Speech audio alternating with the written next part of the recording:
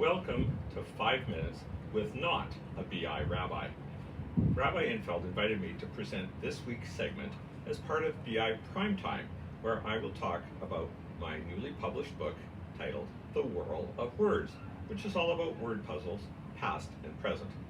As many of you know, I love numbers and words, so how fitting it is then that the fourth book of the Torah is known in English as Numbers, and the fifth book is known in Hebrew as Devarim, or words.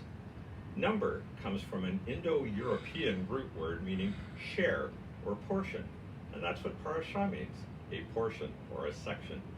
Many words with nom, such as economy or astronomy, have that same nom root. In Latin, nomen means name. Think of nom as in French word for name. How is that related to the title of the book, the fifth book, and this week's parashah? As usual, it comes from the first verse, and these are the words that Moses spoke.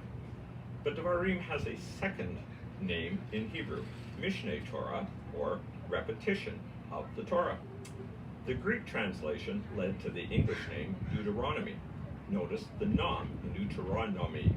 The Greek words mean second and laws, but this name actually comes from a misunderstanding of a verse that actually means a copy of the teaching. It's not hard to find English words with the same consonants but different vowels. It also happens in Hebrew. For example, mispar means numbers. Mesaper means tell a story. And there you have it. That ties numbers and Devarim together. Devar, D-V-A-R, with different vowels gives devoir, which means duty or responsibility. It also could spell do-over, which is what the Israelites did when trying a second time to enter the Promised Land. There's a lovely midrash that notes the similarity between Devarim, words, and Devorim, bees.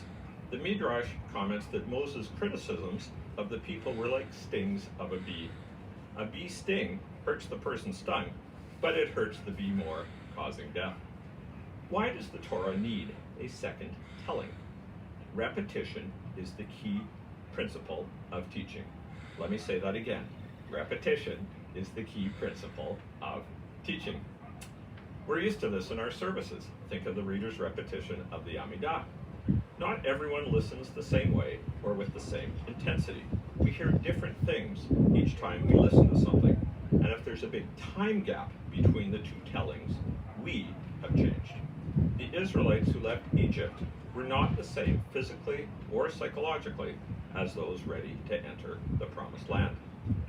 Reading or hearing things a second time brings a fresh perspective. It's a strategy I use in puzzle solving. By the way, in my book, I share more strategies on how to solve word puzzles, and those strategies apply to solving a myriad of life's problems. Tisha B'Av begins Saturday evening. It's a sad day on the Jewish calendar, a complete contrast to the holiday for which I am best known at Beth Israel, Purim. I found a connection. Look at the letters of Tisha B'Av. In the midst are A-B. Ab is the English spelling of the Hebrew month of Av. The remaining letters are T, I, S, H, A, and V. Rearrange those and you get Vashti, the Persian queen who was exiled.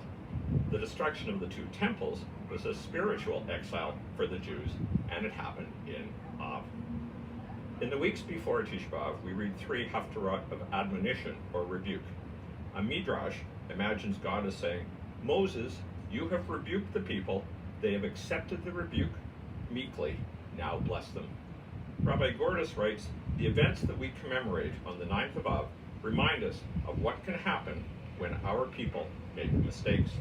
It is up to us to make certain that we play the roles we can in bringing wisdom and judgment to our people, both with blessings and with warnings.